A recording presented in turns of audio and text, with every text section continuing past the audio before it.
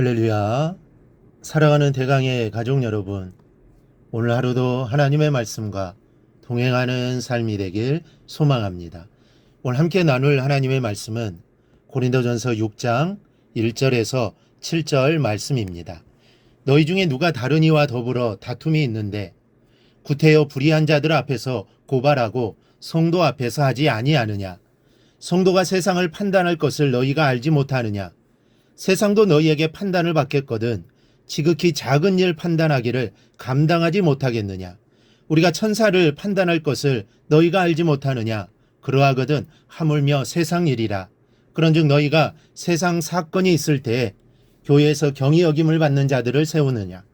내가 너희를 부끄럽게 하려 하여 이 말을 하노니 너희 가운데 그 형제 간의 일을 판단할 만한 지혜 있는 자가 이같이 하나도 없느냐? 형제가 형제와 더불어 고발할 뿐더러 믿지 아니하는 자들 앞에서 하느냐? 너희가 피차 고발함으로 너희 가운데 이미 뚜렷한 허물이 있나니 차라리 불의를 당하는 것이 낫지 아니하며 차라리 속는 것이 낫지 아니하냐. 아멘. 이 서울의 모 교회에서 있었던 일입니다. 그 교회는 이 본래부터 장로님들 간에 기득권 문제로 갈등이 많은 교회였는데 한 번은 교회 건축 문제로 장로님들 간의 의견이 갈리게 되었고 당시 목사님께서는 자신의 소견에 옳은 대로 한쪽의 의견을 지지하시게 됩니다. 그런데 급기야는 이 문제가 둘로 나뉘어진 파별 싸움이 되었고 교회 건축 문제가 목사님의 신임 문제로까지 번지게 됩니다.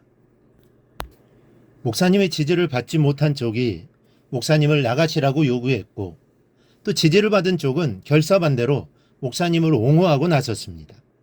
이런 극심한 대립 속에서 주의를 지키는데 목사님께서 예배를 인도하시는 중에 목사님의 사임을 요구하는 측에 장로님께서 오물을 퍼다가 강대상에 끼얹는 도저히 있을 수 없는 사건이 일어나고 말았습니다. 하나님을 두려워하는 최소한의 마음마저도 다 잃어버리고 내 주장, 사람의 감정이 더 중요한 사람의 집단이 되고 말았던 것이죠. 이 사건으로 해서 거룩한 주일날 강단을 중심으로 우격다짐이 오고 갔고 신고를 받고 출동한 경찰의 제지로 겨우 사태가 수습이 되었습니다. 그런데 사건은 거기서 끝나지를 않았습니다. 피해를 더 입었다고 생각하는 한편이 고소를 해서 한 교회의 교우들이 법정에 서게 되는 막판까지 간 것입니다. 여러분, 아무리 억울한 일이요 손해보는 일을 당했다 할지라도 그 해결 방법을 세상의 법에서 찾아서는 안 되는 것입니다. 만약 그렇다면 우리의 신앙은 무슨 의미가 있으며 우리의 기도와 믿음은 무슨 능력이 있는 것입니까? 그리고 그로 인해 교회가 입는 손해는 말로 할 수 없을 겁니다. 아예 전도의 문이 막혀버리고 맙니다. 교회가 이렇게 싸움질을 하고 예수 믿는다고 하는 사람들끼리 소송을 걸어 아기다툼을 하고 있으면 세상에 그 어떤 사람이 이런 모습을 보여주는 교회에 나와서 구원을 받겠다고 하겠습니까? 당신들이나 잘해하면서 아무도 전도하는 말에 귀 기울이는 사람이 없을 겁니다. 어느 조사기관의 통계에 따르면 20, 30대 젊은 사람들을 대상으로 설문을 해본 결과 가장 이기적으로 보여지는 종교가 어떤 것이냐의 질문에 제1위가 기독교였다고 합니다.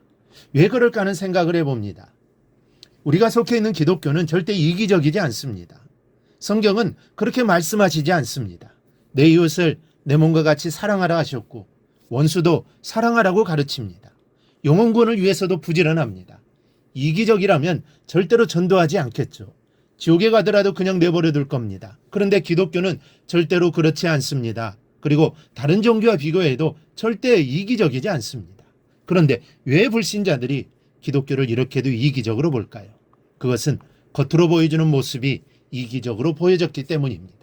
교회끼리 반목하고 교인끼리 다투는 소리가 너무도 쉽게 교회 밖으로 빠져나가 버리기 때문입니다. 그렇다고 말 잘하는 사람들을 나무랄 수도 없습니다.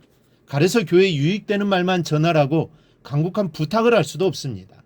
다른 사람들의 입에 도청기를 달고 감시하기 전에는 이것은 불가능한 일입니다. 따라서 해결책은 하나입니다. 우리 안에 있는 다툼을 없애는 것 오직 그것뿐입니다. 그렇다면 이 다툼을 어떻게 없앨 수 있을까요? 그것은 차라리라는 신앙의 본을 따르는 것입니다. 그래서 바울은 말합니다.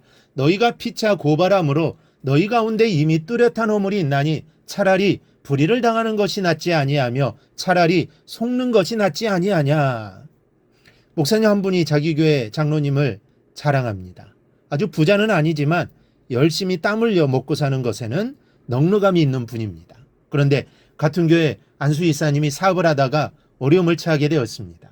하루는 안수 이사님의 부인 권사님이 장로님의 부인 권사님에게 1,000만 원만 빌려달라고 부탁을 합니다. 1,000만 원 정도는 모아둔 돈이 있었습니다. 있으니 고민이 되기 시작합니다. 적은 돈은 아닙니다. 있는 사람들에게야 있다가도 없는 액수이지만 한 푼 두 푼 모은 사람에게는 피 같은 금액이죠. 하루 밤새로 고민하며 기도하면서 부부가 빌려줄 것인가 말 것인가를 논의하는데 남편 장로님이 말을 꺼냅니다. 여보, 기왕 이 돈을 우리의 것이 아니요 하나님께 받은 것이니 빌려주되 받을 것을 생각하지 말고 빌려줍시다. 그렇지 않으면 이 일로 인해 우리는 분명히 후회하고 미워하는 날이 올 거요. 전적으로 맞는 말입니다. 여러분, 차라리 하는 마음으로 살아가십시오. 이것은 성도의 생활 윤리입니다. 차라리 손해를 볼지라도 덕을 끼치고, 차라리 손해를 볼지라도 교회에 유익을 끼치고, 차라리 손해를 볼지라도 하나님의 영광스럽게 해드리는 길을 택하겠다라는 마음으로 살아가기를 바랍니다. 이것이 오늘 우리를 하루를 시작하는 우리에게 주시는 하나님의 뜻입니다. 이 시간 차라리의 신앙을 위해 기도하는 시간이 되기를 바랍니다. 차라리 내가 손해보고 차라리 내가 양보하고 차라리 내가 참아서 주님의 교회를 세우고 하나님의 이름을 세상에 드러내는 삶을 꼭 살아가기를 바랍니다. 그럼 결국 세상에 기독교의 좋은 이미지를 심어주게 될 것입니다. 교회의 좋은 이미지를 심어주게 되겠죠. 그러면 결국 전도의 문이 다시 열리게 될 것입니다. 이러한 역사가 바로 나로 인해 시작되어지는 역사가 있기를 주님의 이름으로 축원합니다. 오늘 묵상한 말씀을 굳게 잡고 삶으로 실천하며 살아내는 대강의 모든 성도들이 되기를 축복합니다.